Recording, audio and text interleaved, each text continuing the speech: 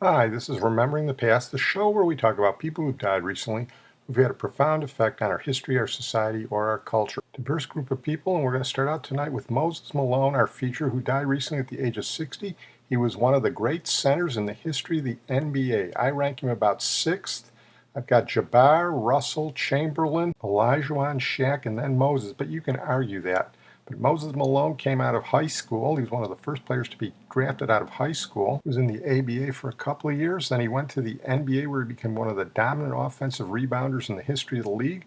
First with the Rockets, who he took to the finals against the Celtics where they lost, and then to the 76ers where they won the finals with Dr. J beating Jabbar's Lakers. Here's a report on Moses Malone. The area beneath the backboards is the battleground of basketball, the place where games are often won or lost. For 21 years, Moses Malone made it his personal domain, ruling the paint with ferocity and determination. Moses was relentless. I mean, he just never stopped. He went after everything. I tell you, it's like being on a railroad track and a locomotive is coming at you, and there's no way you can stop it. He wasn't the most skilled player. He was a guy who would be willing to throw up the worst kind of shot ever, knowing, though, that he could land and pounce. He was very much like a cat. I think the Lord gave me this talent to be the best. That's why I think I would name Moses. Malone grew up in Petersburg, Virginia, where he emerged as a high school sensation. In 1974, he became one of the first players to go directly from high school to the pros, signing with the ABA's Utah Stars. When we signed him, I knew that he had great talent. I had no idea that he would be doing the things that he's doing right now. He is one of the quickest jumpers I've ever seen. He could be maybe the best offensive rebounder in the history of the game. He's very good at it now, and I'm sure in a year or two, when he's old enough to shave, he'll be excellent. After 2 years in the ABA, Malone moved to the Houston Rockets of the NBA in 1976. And at the age of just 21, he quickly showed he would become a force in the league. If you didn't absolutely face guard him, there was no chance. If you turned your head, you were going to lose sight of him, and he was going to get the offensive rebound. He became a dominant force in the middle where you couldn't do anything with him. You could see that he became a man because he became physical and tough. Has a mean streak. Malone's fierce playing style masked an inner shyness. His introverted demeanor made him a puzzling figure, perceived by many as being distant. Moses was the kind of guy, from a writer's standpoint, very, very difficult to get close to. Didn't speak that well. There were guys I remember that used to mock him. When you come in and you're a shy kid, and then you get bombarded by the media every day, I mean, you could turn inward and say, I'm just not going to get burned by this. He had a very mysterious aura about him. I think it was a lot of insecurity because when you're out into the real world, out in society, you tend to function a little bit differently because this is an arena that you're really not sure about. But it was on the court where Moses clearly felt most at ease, and he continued to develop into one of the game's best setters. In 1979, he was named the league's MVP, and 2 years later, he led the underdog Rockets all the way to the finals against the Boston Celtics. Moses Malone, they worked hard. He still can't get the ball to drop. Here he goes again, and he still can't. Malone pushes it in. With Moses carrying them on his back, the Rockets took Boston to 6 games before coming up short. The following year, Malone was once again named MVP, but he could not lead Houston back to the finals. And in 1982, he was traded to Philadelphia. Instead of single-handedly carrying a team, he was now asked to be the missing piece of a championship puzzle. They understood. They knew this is the man. And he was on a mission. He had come to Philadelphia to get a win. Malone the rebound, up court, touchdown. Julius baseline. Malone with the offensive rebound. Is Malone strong or what? The more they push me, I feel like the stronger I get. And I get more aggressive, then I know what I got to do. Wait a minute, the more they push you, the stronger you get? Oh, yeah. I love pushing. His personality just came out, and, it just made for great chemistry. We had great chemistry on our team. Blocked by Malone. And here comes the fast-breaking Sixers. I'll take up cheeks. There's Irving. Malone, pass is good, foul. He was so funny and animated, and he was a real character. But when it came time to win, nobody wanted to win more than Moses. After leading the Sixers to the league's best record, Moses would not be denied in the playoffs. By proclaiming fo. He boldly predicted a Philadelphia sweep in every round. Moses gave our team feeling that whoever we stepped on the court with, we had an advantage in the center position. We had the best center in basketball. In the NBA Finals against the Lakers, Malone and the Sixers kept rolling. They dominated the defending champions in shockingly easy fashion, sweeping them in 4 straight games. Cheeks on his way to the World Championship. The Moses slam dunk. Congratulate the world champion Philadelphia 76ers. How's it feel to get into 4 straight, though? Oh, man. That's the best.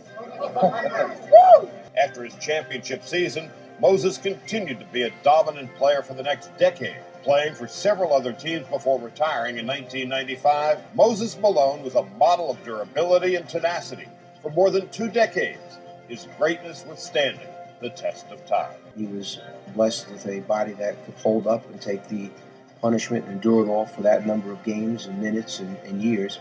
I think age is a number. I think it's come from the mind. You let people tell you what you can't do, and then when you can't do it, you're going to have a big problem. Moses Malone is a historical figure in basketball. He came in with such a passion. He came in with a level of pride that few players were ever able to match. That's Bill Walton, and I think he was a better pro player than Walton. Moses Malone is probably the best argument for a player going right to the pros. He was ready. I don't see how he would have benefited by playing in college. This is as opposed to Daryl Dawkins, whose podcast we did a couple of weeks ago, who also went from high school into the pros, and he probably would have benefited from playing in college. Ironically, the 76ers got rid of Dawkins when they figured they couldn't win the NBA championship with him and picked up Malone, and that's when they did win the NBA championship. Here's a little bit of Malone's Hall of Fame speech in 2001. I am Moses Malone. You know, I got to thank Dr. J. I got to thank my son. I got to thank a lot of people. You know, being from a small town, Petersburg, Virginia, about 30,000 people, I never thought I would be here. Moses Malone, quite a player. We're going to move on now to Gary Richrath, who died recently at the age of 65. Illinois boy from East Peoria. He was the lead guitarist for REO Speedwagon. Not a big REO Speedwagon fan, but for about 5 years there in the early 80s, they were a huge band. Sold millions of records, and then they dropped off pretty quickly. They were part of the MTV era, and they weren't that telegenic, and they were overtaken by other bands. Gary Richrath wrote one of their best songs, Take It on the Run, sung by Kevin Cronin here, and this got to number 5. Heard it from a friend who heard it from a friend who heard it from another. You've been messing around. I don't think it's true, babe. And even if it is, keep this in mind. You take it on the run, baby. If that's the way you want it, baby, then I don't want you around. Richrath also did a nice guitar solo on their biggest hit, the number 1, Keep On Loving You. I don't wanna sleep. I just wanna keep on loving you.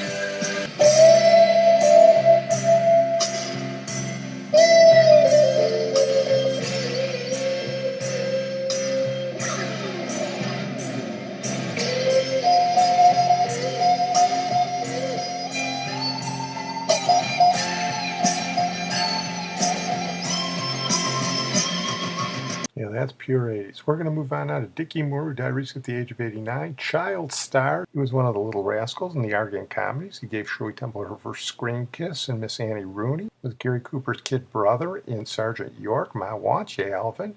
And he played opposite Marlena Dietrich. Like a lot of child stars from that era, his career faded, but he did marry Jane Powell. They went on to write a book about it, which he talked about on WNBC. He talks about Stymie, the black kid in the Argand comedies with the bowler who was before Buckwheat and after Farina. His acting career began at the age of 11 months and was over, for the most part, by the time he was 12. But Dickie Moore endeared himself to an entire nation as one of the very popular Our Gang kids. It might seem that being a child star was a wonderful experience. Not so according to Dick, or Dickie as he used to be known. In his new book, Twinkle, Twinkle, Little Star, he recounts the exploitation of child actors and what effect it had on them later in life. I might add that our gang experience was about 1.5 years out of your life. Yes. Well, when we were children, Stymie was my best friend, and because I discovered in doing the book and interviewing 31 of my contemporaries, including Stymie, many of whom I hadn't seen for 50 years, that we were all very isolated. He was the only one that came over to the house, and whose house I went to, and we'd spend the night together. I hadn't seen him for 52 years. And I tracked him down, as I did the others, and we spent 2 evenings together doing interviews for the book. And when it was all over, I said, Stymie, is there anything that you would like to say that we haven't covered? Because he wanted to be called Stymie, not Matthew. And he said, yes, you were my favorite person, and I know that I was yours because we'd sent these messages to each other. He said, and it just bothers me that we don't get to see each other except once every 50 years. And my heart sank, and we vowed that we would maintain the friendship, as I managed to do with so many of the others that I saw in writing the book. 2 weeks later, Stymie was dead. I wanted so much to have that connection with him. We were very special in each other's lives. Among the 31 or so people that you talked to, that they included Shirley Temple, Mickey Rooney, Natalie Wood, Jackie Coogan, Jane Powell, Donald O'Connor, was there a common thread? That's one of the things I wanted to know, because we'd all worked with the greatest names in the world, the great stars, and I knew I had opinions about them, and I wondered if they did, and I wondered how they felt about their money, if they had any, if they were as sexually backward and shy as I had been. I wondered how they felt about each other and about their parents, and I think Natalie summed up the common thread. She said we were very intelligent, we were very energetic, and she was talking for herself. She said, I was very shy, very lonely, and there was no grown-up I could in any way confide in, and that was the most common thread, I think. We were all very isolated. Shirley Temple told me that she thought that everybody worked. She thought all children worked. Jack Coogan knew better, and so did some others, but many of us thought that that was really all there was. We were in competition, too, of course. Except for Shirley, there was a big feeling of competition, and friendships were not encouraged by the parents. But also, now, Jane Powell, for example, when she became a young star at age 13, she took singing lessons. She spent 3 hours at the studio every day. She went home. She acted and performed. And that was all her life. On New Year's Eve, she sang at L.B. Mayer's party for his guests. She never had a date. Shirley Temple and Jane Withers did several films together. They remember their childhoods differently. I think Jane was disappointed in the fact that she was not permitted to associate with Shirley. Jane had a very good home life compared to most of our group. And Shirley didn't remember any of this because she didn't know it all. Jane told me that she was asked to wash her hands before they went into a scene together. Yes, that did hurt her. We always had to be perfect in every way, including getting parts, so that a lot of us were the support of our families and sometimes the studios. And we always knew our lines, incidentally, and everybody else's, which is why I think most adults don't like to work with kids. W.C. Fields really didn't like to work with us at all. There are a lot of stories about that. Going to close tonight with Frank Gilroy, who died at the age of 89. Nice Irish boy from the Bronx to Witt Clinton High School. He was a writer, wrote for television, but in 1964 he wrote one of the great plays of the 20th century. The subject was Roses. He won the Pulitzer Prize in 1965 and 1968. The play was made into movies starring Patricia Neal, a young Martin Sheen, and Jack Albertson, who won the Best Supporting Actor Award, and here he is accepting it from the chairman of the board. And the winner for the supporting award, Jack Albertson, the subject of Roses. Thank you, ladies and gentlemen of the Academy. I didn't think I was going to be this moved. There are so many people to thank, I really don't know where to begin. I'd like to thank Edna Lansbury, Willa Grossbard, Martin Sheen, of course, a wonderful, wonderful actress and great woman, Patricia Neal. And throughout the years, I've had the help and encouragement of many people, and to them I'm extremely grateful. But I must say that my eternal gratitude will always be reserved for the man who made this moment possible, Frank Gilroy, the author of The Subject is Roses. Thank you very much.